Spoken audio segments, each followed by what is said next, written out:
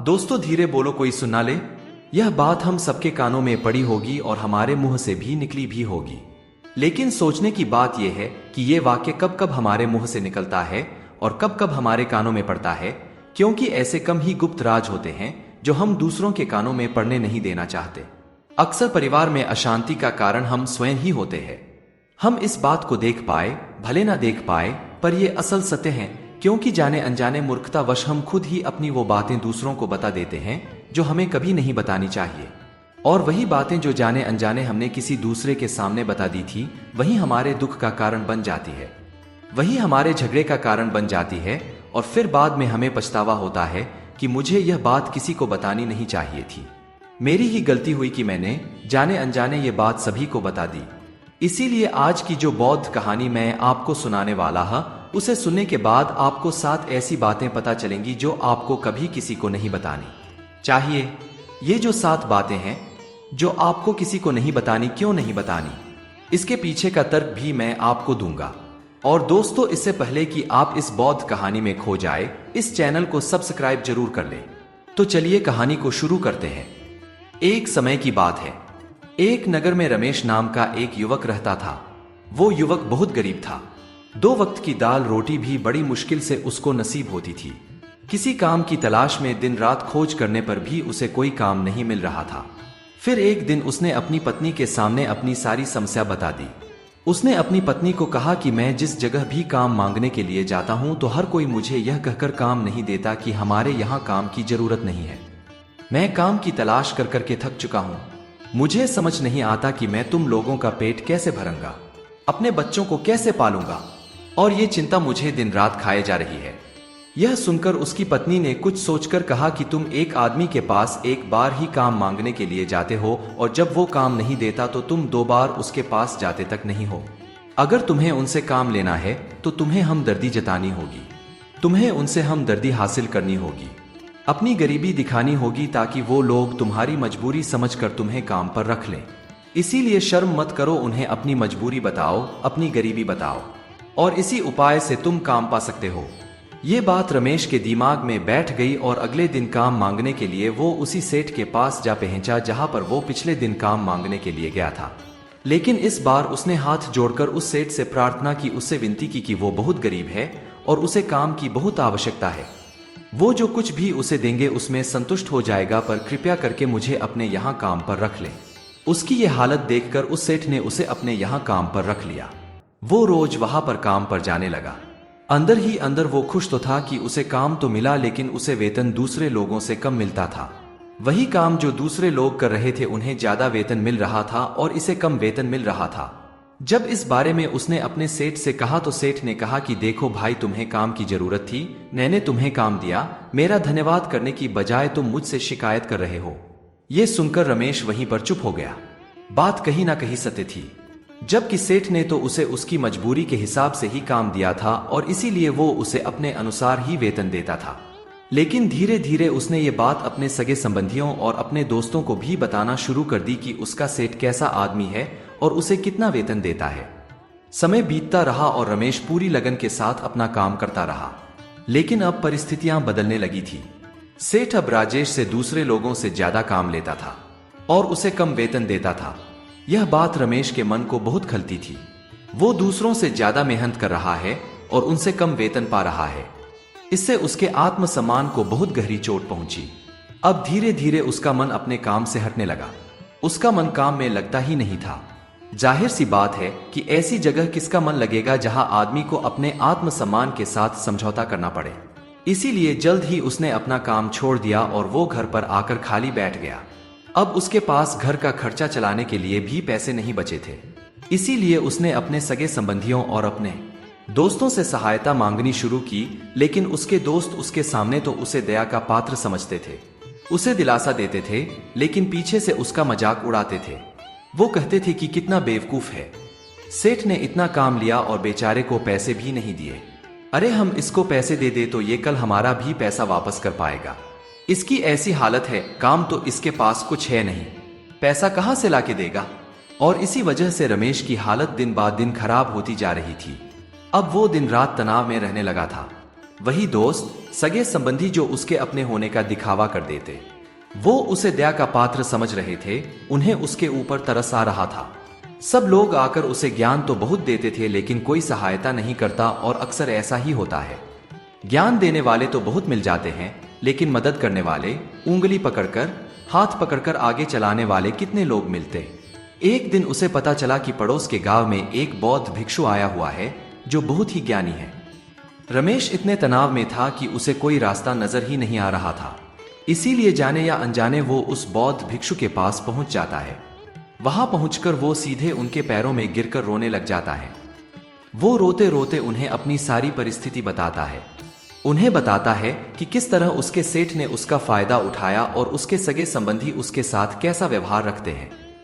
सारी बातें सुनकर बौद्ध भिक्षु ने उसे चुप कराते हुए कहा कि बेटा, ये सारी समस्याएं तुम्हारी बुद्धिहीनता, तुम्हारी मूर्खता के कारण उत्पन्न हुई है। अगर तुम्हारे अंदर विवेक होता तो इनमें से एक भी समस्या तुम्हारे मन को दुखी नहीं कर सकती थी, लेकिन तुमने अपने अविवेक के कारण, अपनी मूर्खता के कारण खुद ही अपने रास्ते में कांटे बिछा दिए। आज मैं तुम्हें 7 बातें बता रहा हूं जो भूलकर भी किसी को मत बताना, और इन बातों का अनुसरण करते हुए तुम बाहर से मिलने वाले दुखों को दूर कर ही सकते हो जो बेवजह दुनिया की वजह से तुम्हारे अंदर पनपते हैं। पहली बात जो किसी को नहीं बतानी चाहिए वो है अपनी मजबूरी। अपनी मजबूरी का दिखावा करके दूसरों का दया पात्र बन के उनकी सहायता लेने की गलती कभी मत करना। हो सकता है कि आज वो तुम्हारी मजबूरी देखकर तुम्हारी सहायता कर दें, लेकिन कल वो तुम्हारा फायदा उठाने से भी नहीं चूकेगा, और अगर फायदा भी नहीं उठाया तो दूसरों के सामने तुम्हारा मजाक बनाने में वो आदमी कभी नहीं चूकेगा। इसीलिए कभी भी अपनी मजबूरी का दिखावा मत करो। अगर घर में 2 रोटी है, सूखी रोटी है, तो वही खाकर सो जाओ, लेकिन दूसरों को इसके बारे में भनक तक नहीं लगनी चाहिए। जरा आप खुद सोचो, मजबूरी बताने का क्या मतलब होता है। एक इंसान का या तो वह दूसरों से सहानुभूति हासिल करना चाहता है या उनसे कोई आर्थिक मदद चाहता है, लेकिन अगर दोनों ही परिस्थितियां आप देखें तो दूसरा आदमी आपका फायदा उठाने से नहीं चूकेगा, और अगर वो फायदा नहीं भी उठाएगा तो अपनी नजर में तो वो आपको मूर्ख ही समझेगा, बेवकूफ समझेगा, और दूसरों के सामने आपका मजाक तो जरूर बनाएगा। इसीलिए अपनी मजबूरी के बारे में कभी किसी को मत बताना। दूसरी बात जो किसी को भी नहीं बतानी चाहिए वो है अपनी अतीत की गलतियां और भविष्य की रणनीतियां। जरा सोचो कि अगर हम अपने अतीत की गलतियां किसी दूसरे को बताते हैं तो उसका क्या प्रभाव होगा। वो गलतियां ठीक तो नहीं की जा सकती, जाहिर है, तो उन्हें बताने का क्या मतलब रह जाता है। आप अपने अंधेरे पक्ष को खुद दुनिया के सामने बता रहे हो, खुद अपनी गलतियां दूसरों के सामने बता रहे हो। इससे उस आदमी की नजर में आपका एक चरित्र गठित हो जाएगा और वो भविष्य में हमेशा आपको उसी नजरिए से देखेगा। इसीलिए किसी भी आदमी की नजर में अपना चरित्र गठित मत होने दो, और जरा सोचो कि आप व्यर्थ में ही अपने भविष्य की रणनीतियां दूसरों के सामने बता रहे हो। जो लोग आपके काम का हिस्सा ही नहीं है, उनके सामने अपनी भविष्य की रणनीतियां, अपनी डींगे हाँकने का क्या फायदा। वो लोग आपकी सहायता तो नहीं करेंगे, लेकिन आपकी भविष्य की रणनीतियों में बाधा जरूर बन सकते हैं। आप खुद अपने विवेक का इस्तेमाल करिए और सोचिए कि आपके साथ भी ऐसा है कि आपने अपनी भविष्य की रणनीति किसी को बताई हो और वो कामयाब ही ना हुई हो। जरूर हुआ होगा, जरा गौर से सोचिए।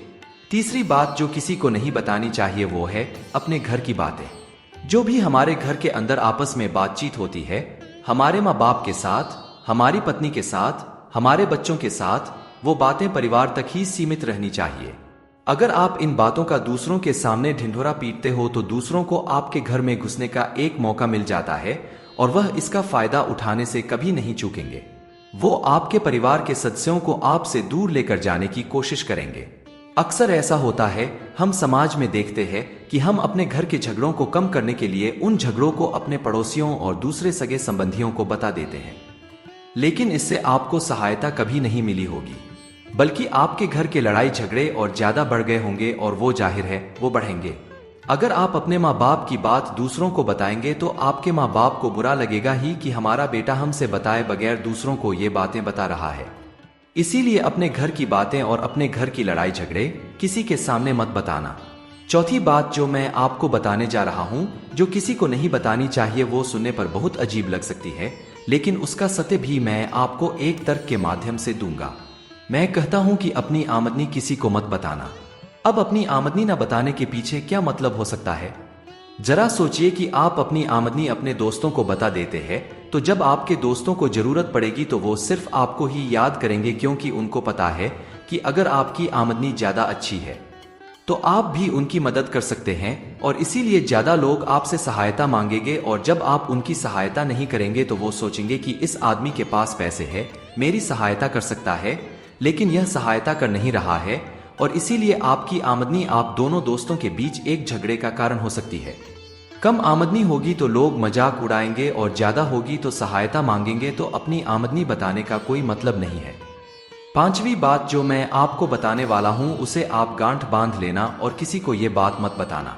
अपनी कमजोरियां और अपनी ताकत अवसर इंसान को पता नहीं होता है कि उसकी कमजोरी या उसकी ताकत क्या है, लेकिन अगर आपको अपनी कमजोरी और अपनी ताकत पता है तो पहली बात तो आप बहुत ही बुद्धिमान आदमी है, और दूसरी बात कि आपको ये बातें किसी से साझा नहीं करनी है, क्योंकि अगर आपकी कमजोरी दूसरों को पता चल गई तो वो आपकी कमजोरियों का फायदा उठाएंगे, और अगर आपकी ताकत पता चल गई तो वही ताकत आपकी कमजोरी बन जाएगी, क्योंकि वो ताकत दूसरे आदमी को पता है और वो ताकत की काट भी ढूंढ ही लेगा।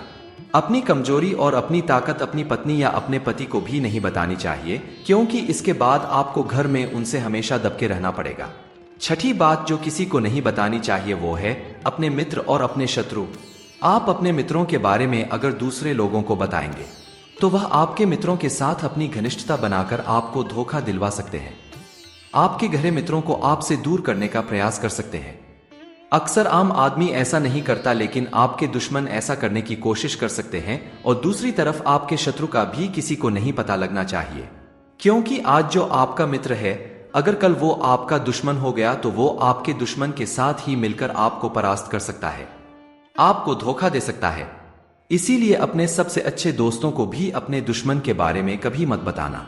सातवीं और आखिरी बात कहना चाहता हूं कि जब तुम दान करते हो तो दान के बारे में भी किसी को मत बताना, नहीं तो दान करना व्यर्थ हो जाता है, बेकार हो जाता है। जब आप अपने दान का दिनढोरा पीटते हो तो आप ये बता रहे हो कि मैं कितना बड़ा दानी पुरुष हूं, और ये आपके अंदर एक अहंकार निर्मित करेगा। इसीलिए दान गुप्त रूप से किया जाए उतना ही अच्छा होता है और उतना ही फलदायी होता है। जब आपका बायां हाथ दान कर रहा हो तो दाएं हाथ को बिना पता चले कि बायां हाथ दान कर रहा है। ये 7 बातें जो बौद्ध भिक्षु ने रमेश को बताई, इनमें संसार के सभी सिद्धांत छिपे हुए हैं। इन बातों का अनुसरण करते हुए आप अपने घर में सुख शांति बना सकते हैं और घर के झगड़े हमेशा के लिए दूर कर सकते हैं। आप इन बातों के बारे में अपने विवेक से भी सोचेंगे तो आपको यह बातें सच मालूम पड़ेगी।